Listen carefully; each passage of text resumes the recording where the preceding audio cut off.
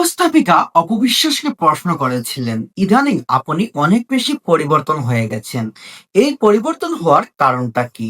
সেই প্রশ্নের উত্তরে অপবিশ্বাস জানিয়েছেন, এই উত্তরটা খুব ভালো দিতে পারবে আমার ভক্তরা।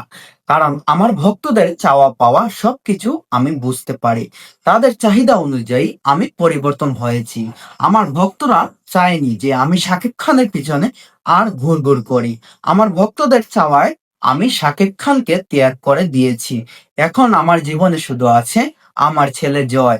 আর আমার পরিবার বলতে আমার আর কাছের কোনো মানুষ নেই। আমার একজনই পরিবার, সে আমার ছোট্ট সোনা জয়। এবার অপু বিশ্বাসের এমন মন্তব্যে শাকিব খান খেপে গেলেন। শাকিব খান জানিয়েছেন অপু বিশ্বাস কেন এমন মন্তব্য করলো।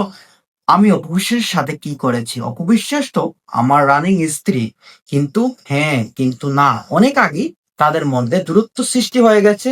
আর তাদের যার যার পথ তারা যার যার বেছে নিয়েছেন। এতেই বোঝা যাচ্ছে অপু বিশ্বাস এখন বাস্তবে অনেক একা হয়ে গেছে।